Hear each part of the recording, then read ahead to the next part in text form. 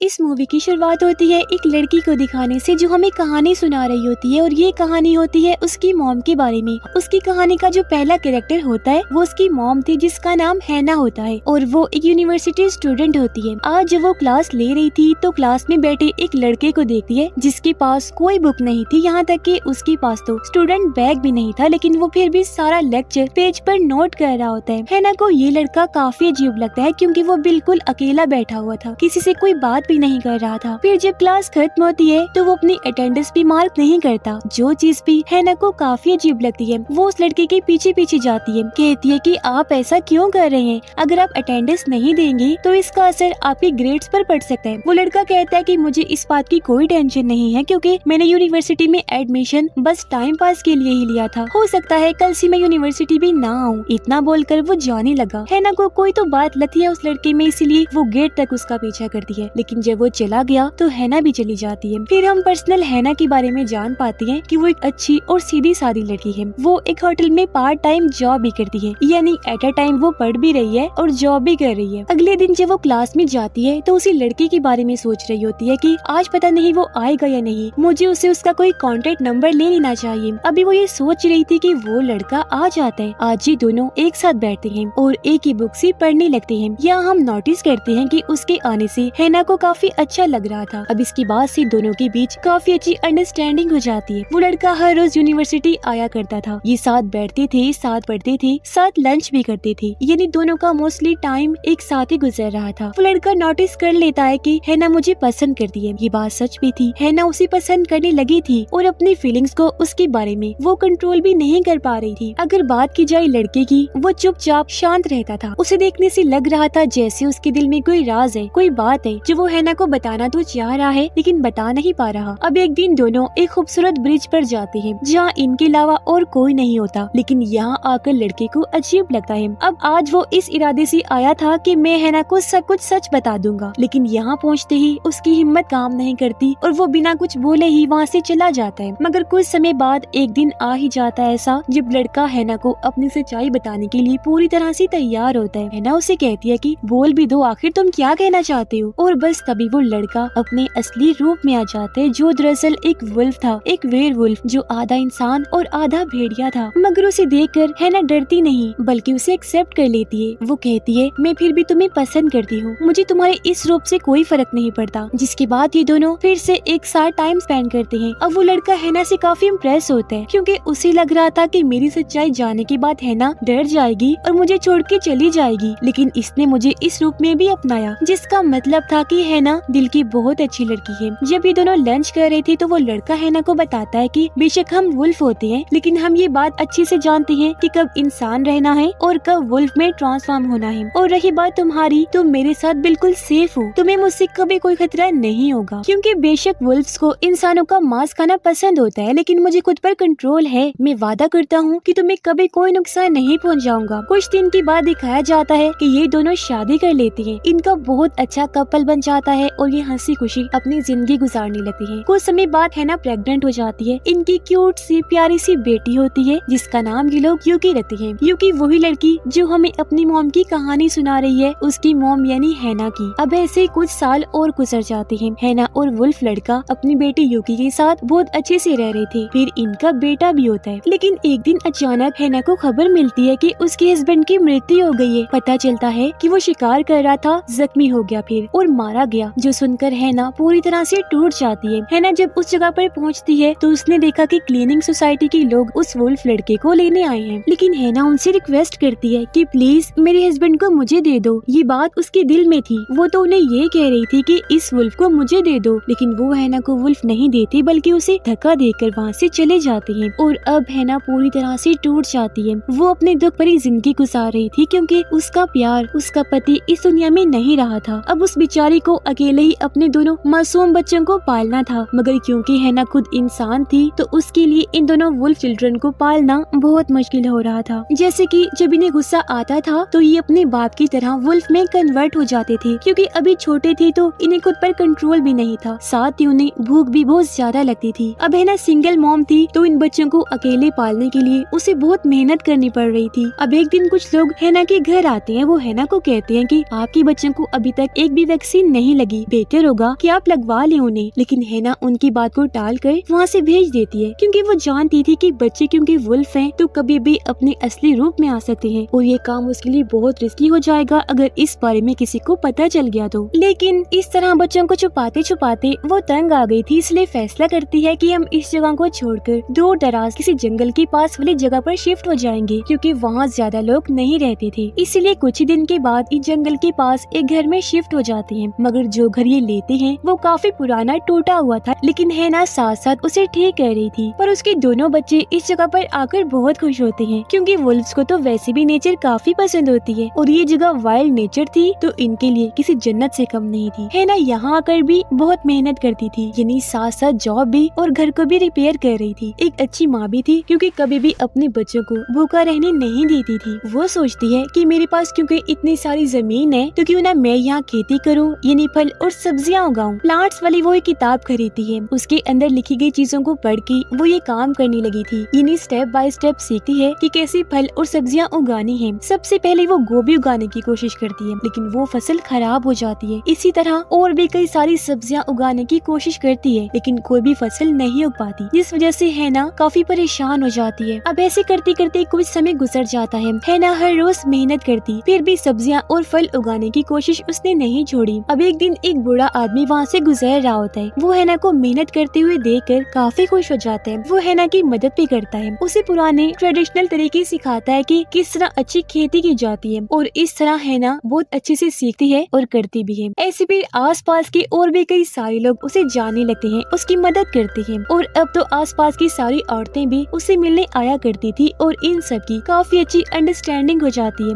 मगर हैना इन्हें कभी भी अपने बच्चों से नहीं मिलवाती थी। उसने बस बताया हुआ था कि मेरे बच्चे हैं, लेकिन कभी मिलवाया नहीं, क्योंकि वो जानती थी कि अगर गलती से भी वो इनके सामने वुल्फ बन गई तो मेरे लिए मसला हो जाएगा। अब वो औरतें हैना को कहती हैं कि तुम किस दौर में जी रही हो, तुमने अपने बच्चों को पढ़ाना नहीं है, उनका स्कूल में एडमिशन करवाओ। हैना कहती है कि नहीं, इसकी जरूरत नहीं, क्योंकि मैं अपने बच्चों की बहुत अच्छी तरबियत कर रही हूँ। मगर उनकी सारी बातें यूकी और उसके भाई ने सुन ली थी, इसलिए रात के समय यूकी हैना से काफी गुस्से में बात करती है, जिस वजह से वो वुल्फ चिल्ड्रन में बदल गई। वो अपनी मॉम को काफी कहती है, जिद करती है कि मैंने स्कूल जाना है मामा, आप हमें बाहर ही निकलने नहीं देती। अब पहले तो हैना नहीं मानती, लेकिन यूकी की जिद करने पर वो मान जाती है। कहती है, यूकी देखो बेटा, तुम्हें मैं एक शर्त पर स्कूल भेजूंगी, तुम वहाँ कभी गुस्से में नहीं आओगी और ना ही वुल्फ चिल्ड्रन बनोगी। इसके बाद हम देखते हैं कि हैना और बाकी लोगों की मेहनत रंग ले आती है, क्योंकि उनकी फसल उग गई थी। सबसे पहले उगने वाली फसल थी पोटैटो, आलू की, जिसे देखकर तीनों माँ बच्ची बहुत खुश हो जाते हैं। अब हैना इस तरह काम करने लगी थी कि वो ये आलू दूसरे लोगों को देकर उनसे बाकी अनाज लिया करती थी, जैसे कि आटा, चावल और इस तरह बाकी खाने पीने की चीजें। पुराने वक्तों में भी ऐसे हुआ करता था, इसे बार्टर सिस्टम कहते हैं। आप अपनी चीज दूसरों को देकर उनसे कोई चीज ले लेना। अब ऐसे ही इनकी रोजी रोटी चलने लगती है। फिर कुछ दिन की बाद विंटर भी आ जाता है, काफी ज्यादा बर्फबारी होती है। हैना ने अपनी बेटी का भी स्कूल में एडमिशन करवा दिया था। अगले दिन उसका स्कूल का पहला दिन था, इसलिए यूकी काफी खुश और एक्साइटेड लग रही थी। तुरंत स्कूल के लिए निकल जाती है। स्कूल में आकर भी यूकी टीचर के हर सवाल का बहुत अच्छे से जवाब दे रही थी, जिस वजह से वो और भी खुश होती है और हर कोई उसे पसंद करने लगा था। ऐसा लग रहा था जैसे वो काफी लायक और अच्छी स्टूडेंट बनेगी। लेकिन साथ साथ यूकी से बाकी सब बच्चे डर भी रहे होते हैं, क्योंकि उसके शौक, उसके इंटरेस्ट बाकी बच्चों से अलग और खतरनाक किस्म की थी। जाहिर है वो एक वुल्फ चाइल्ड है, वुल्फ की बच्ची। मगर कुछ समय के बाद स्कूल में एक लड़का आता है। ये इकलौता ऐसा लड़का था जो यूकी को पसंद करता, उससे बात करना चाहता था, लेकिन यूकी उससे घबराती थी, क्योंकि उसे लगता था कि ये भी बाकी इंसानों जैसा है, ये भी मुझे छोड़ के चला जाएगा। अब एक दिन जब वो लड़का यूकी से बात करने आता है तो वो उठकर वहाँ से चली जाती है, लेकिन लड़का फिर भी उसके पीछे पीछे चला जाता है, जिस वजह से यूकी को गुस्सा आ जाता है। उसके हाथों पर बाल आने लगे थे, क्योंकि वो वुल्फ में कन्वर्ट हो रही थी। उसके बड़े बड़े पंजे निकल आते हैं और अब वुल्फ चाइल्ड बनते ही वो लड़के के कान पर वार करती है, जिससे वो काफी जख्मी हो जाता है। उसके कान से खून निकलने लगता है। अब ये बात प्रिंसिपल ऑफिस तक चली जाती है कि यूकी ने उस लड़के को जख्मी किया है। लेकिन जब उस लड़के से पूछताछ की जाती है कि कैसे यूकी ने तुम्हारा ये हाल किया, तो वो ये कह देता है कि आप लोग गलत समझ रहे हैं कि मुझे यूकी ने कुछ कहा, बल्कि हम दोनों अकेले एक जगह पर थे कि तभी वहाँ वुल्फ आ गया और उसने मुझ पर हमला किया। यूकी ने तो कुछ भी नहीं किया, वो तो बेकसूर है। ये बात सुनकर यूकी उस लड़के से काफी इम्प्रेस होती है और ये बात उसके दिल पर लगती है कि हालांकि ये मेरी सच्चाई जानता है और मैंने इसे नुकसान भी पहुंचाया, लेकिन इसने फिर भी मेरा साथ दिया, मुझे प्रोटेक्ट किया। इस वजह से वो लड़के पर भरोसा करने लगती है और इनकी दोस्ती हो जाती है। उधर यूकी का भाई जंगल में था कि तभी यहाँ उसकी मॉम हैना भी आ जाती है। वो उससे पूछती है कि बेटा तुम ज्यादातर इधर जंगल में ही रहती हो, मेरा बच्चा तुम क्या करते रहती हो जंगल में। तब वो अपनी मॉम को एक वुल्फ से मिलवाता है और कहता है कि मैं यहाँ इनसे मिलने आता हूँ, हम दोनों दोस्त हैं और मैं इनसे बहुत कुछ सीखता हूँ। अब एक दिन जब यूकी स्कूल जाने की तैयारी कर रही थी तो उसका भाई कहता है कि बहना आज स्कूल मत जाओ क्योंकि बहुत तेज तूफान आने वाला है। लेकिन यूकी उसकी बात नहीं सुनती, वो उल्टा उस पर गुस्सा करने लगती है। अब यूकी के भाई ने ठीक कहा था, आज सच में तूफान आने वाला था और वो खुद भी वुल्फ था और उसकी दोस्ती भी उस बड़ी वुल्फ से थी। और वुल्फ को तो पहले ही मौसम के बारे में पता चल जाता है कि कब मौसम कैसा रहेगा, यानी कब तूफान आने वाला है। अब यूकी स्कूल पहुँच तो जाती है लेकिन उसके भाई के कहे मुताबिक काफी तेज तूफान आ जाता है। सब पेरेंट्स अपने बच्चों को लेने आ जाते हैं। तब हैना भी अपने बेटे को कहती है चलो हम भी तुरंत स्कूल चलते हैं यूकी को लेने के लिए। लेकिन हैना का बेटा उनसे पहले ही जंगल की तरफ निकल जाता है क्योंकि उसे वहाँ रहना ही पसंद था। पर अब ये बात हैना को पसंद नहीं आ रही थी। वो उसे काफी आवाजें लगाती हैं लेकिन वो काफी दूर निकल चुका था। उधर स्कूल में बाकी सब तो चले जाते हैं लेकिन यूकी और बस उसका वो दोस्त ही रह जाते हैं। काफी तेज तूफान और बारिश आ रही होती है। यहाँ यूकी उसके सामने अपने असली रूप में आ जाती है लेकिन वो लड़का उसे जरा भी नहीं डरता। कहता है मैं शुरू से जानता था कि यूकी तुम एक वुल्फ चाइल्ड हो, मगर मैं तुमसे डरता नहीं हूँ। मैंने तुम्हें समझने की कोशिश की और मैं इसमें सफल रहा। उधर हैना अपने बेटे को ढूंढते हुए आगे बढ़ रही थी पर तेज बारिश की वजह से उसे काफी मुश्किल पेश आ रही थी। अब एक जगह बहुत सारा पानी होने की वजह से हैना का पैर फिसल गया और अब वो नीचे गिरकर बेहोश हो जाती है। तभी हैना को एक सपना आया जिसमें उसका पति यानी वो वुल्फ आ जाता है। दोनों एक दूसरे को गले से लगा लेते हैं और बहुत खुश थी। हैना का पति कहता है हैना I am proud of you, मुझे फख्र है कि तुम मेरी पत्नी बनी हो क्योंकि तुम मेरे बच्चों की बहुत अच्छी परवरिश कर रही हो, उनकी देखभाल कर रही हो जो और कोई औरत नहीं कर सकती थी। अब हैना सपने में भी अपने बेटे के लिए परेशान हो रही होती है, जो बात वो अपने पति को भी बताती है कि हमारा बेटा अक्सर नेचर यानी जंगल में निकल जाता है, मेरी एक नहीं सुनता। तब इस बात के लिए भी उसका पति हैना को तसल्ली देता है कि तुम परेशान ना हुआ करो क्योंकि वो मेरा बेटा है, एक वुल्फ का बच्चा है, वुल्फ चाइल्ड है तो उसे नेचर जंगल में जाना तो पसंद होगा ना। वो जो कर रहा है ठीक कर रहा है, उसे करने दो, आखिर उसे कैसे शौक नहीं होगा जंगल में जाने का, आप चिंता न किया करिए। अब तभी हैना का बेटा उसके पास आता है और अपनी बेहोश माँ को कंधे पर उठाकर वहाँ से एक सुरक्षित जगह पर ले आता है। फिर वो सामने की चोटी पर जाकर जोर से दहाड़ता है, यानी वो वुल्फ की तरह हाउल करता है, जो देखकर उसकी मॉम की आंख खुल गई और वो उसे हाउल करते हुए देखकर इमोशनल हो जाती हैं। उनकी आंखों में आंसू आ जाते हैं। वो अपने पति वुल्फ को याद करते हुए कहती हैं कि मेरा बच्चा तो अपने बाप पर गया है, मैं बिला वजह परेशान हो रही थी, इसे रोक रही थी, ये तो एक वुल्फ है, मेरा वुल्फ चाइल्ड। इसके बाद हम देखते हैं कि यूकी का स्कूल कंप्लीट हो गया है। फिर हायर स्टडी के लिए वो दूसरी कंट्री में चली जाती है, जबकि हैना और उसका बेटा घर में एक साथ अकेले रहते थे। मगर क्योंकि अब वो काफी बड़ा हो गया था इसलिए वो अब पहले से भी ज्यादा अपना समय जंगल में गुजारता था और अक्सर अपने बाप की तरह हाउल करता रहता था। घर में हैना अकेली रहती, हर समय अपने हस्बैंड की तस्वीर देखकर उसे याद करती रहती थी। वो ये सोचकर स्माइल करने लगती है कि मेरे पति मुझसे दूर नहीं बल्कि हमेशा मेरे साथ हैं, उनकी आत्मा हर पल मेरे आस पास ही है, उनकी यादें और दुआएं हमेशा के लिए मेरे साथ हैं। साथ ही वो अपने बेटे को भी बढ़ता हुआ देख रही थी जो बिल्कुल अपने बाप पर गया था। हैना सोचती है कि ये अपने बाप की तरह बनेगा और हर बार उसकी हाउल करने पर बहुत खुश होती है। और कुछ इस तरह से शानदार स्टोरी इधर ही खत्म हो जाती है। उम्मीद करते हैं कि स्टोरी आपको पसंद आई होगी। कमेंट बॉक्स में लाजमी बताइएगा। And finally thanks for watching.